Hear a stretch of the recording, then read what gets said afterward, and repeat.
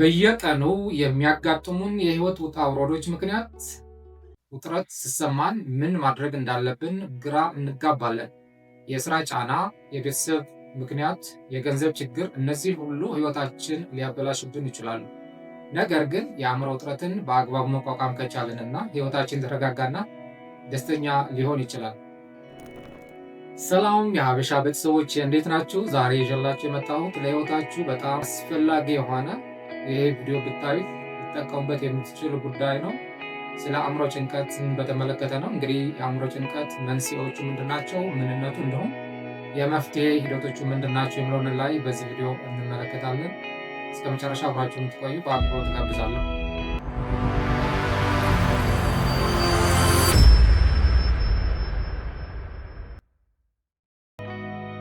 የአእምሮ ውጥረት ማለት አንድ ሰው በዕለት ተዕለት ህይወት ውስጥ የሚያጋጥመውን ጫና ለመቋቋም በሚያደርገው ጥረት የሚሰጠው አካላዊና ስሜታዊ ምላሽ ነው።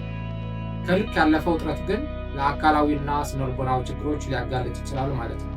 የአእምሮ ጤና የተለያዩ ምልክቶች አሉ። ከነዛ ውስጥ አካላዊና ስነልቦናዊ ምልክቶችን ማየት እንችላለን። ለምሳሌ አካላዊ ምልክቶች ስንል የጡንቻ ህመም ሊሆን ይችላል፣ የምግብ ፍላጎት መቀነስ ወይ መጨመር፣ የእንቅልፍ እጦት ችግር፣ እንዲሁም የተለያዩ አካላዊ ላይ የሚስተዋሉ የጭንቀት ተያይዞ ጋር የሚመጡ ችግሮችን ማየት እንችላለን።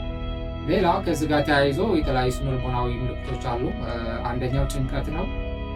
ድብርት አለ፣ ተስፋ መቁረጥና ብስጭት። እነዚህ ከአእምሮ ጤና ጋር ተያይዞ የሚመጡ ወይም ደግሞ የሚከሰቱ ምልክቶች ናቸው።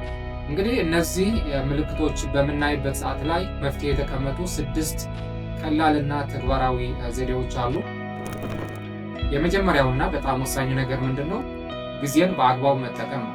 እንግዲህ ጊዜ በአግባቡ መጠቀም ስንል ወርክ ላይፍ ባላንስ የምንለው ነገር ማለት ነው። ለስራና ለቤተሰብ የምንሰጠው ጊዜ ማመጣጠን ያስፈልጋል ማለት ነው።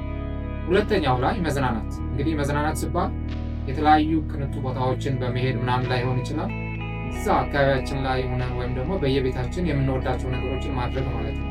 ምሳሌ መጽሐፍ ማንበብ ሊሆን ይችላል፣ ፊልም ማየት ወይም ደግሞ ሙዚቃ ማዳመጥ ሊሆን ይችላል። ሶስተኛ ላይ ሰዎችን ማማከር፣ አቅራቢያችን ያሉ ጓደኞች ሊሆን ይችላል ወይም ደግሞ ቤተሰብ ሊሆን ይችላል። የምንቀርባቸው ሰዎች፣ ሀሳባችን የሚረዱ ሰዎችን ሸር ማድረግ ፍቱን መድኃኒት ነው። በአራተኛ ላይ ጤናማ የሆነ የአኗኗር ዘይቤ መከተል ማለት ነው። በቂ እንቅልፍ ማግኘት፣ አመጋገባችን ማስተካከል፣ እንዲሁም ከተለያዩ መጠጦችና አልኮል ነክ እንዲሁም ጫት መራቅ በጣም አስፈላጊ ነው ማለት ነው።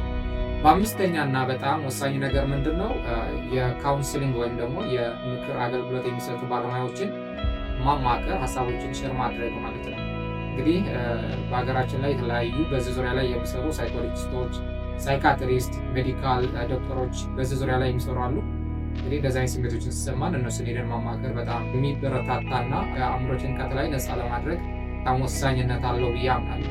ሌላውና በጣም ወሳኙ ነገር በስድስተኛ ላይ የሚጠቀሰው ነገር ምንድን ነው? የአካላዊ እንቅስቃሴ ማድረግ ነው። እንግዲህ ስፖርት መስራት ለአካላዊ ቅርጽ ብቻ ሳይሆን ለአእምሮ ጤናም በጣም አስፈላጊ እንቅስቃሴ ማድረግ፣ ለምሳሌ ሩጫ ሊሆን ይችላል ወይም ደግሞ የተለያዩ የሚደረጉ የተለያዩ ስፖርታዊ እንቅስቃሴዎችን ማድረግ ለህይወታችን በጣም አስፈላጊ ጤናማ የሆነ አእምሮ እንዲኖረን ሊያደርገን ይችላል ማለት ነው።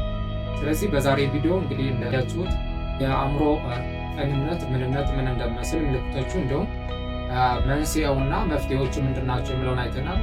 አስተማሪና ለወደፊት ጠቃሚ የሆኑ ይዘት ያላቸውን መረጃዎችን ወደ እናንተ እንዳደርስ ሰብስክራይብ እና ሼር በማድረግ እንድትቀላቀሉ የአክብሮት ግብዣዬ ነው።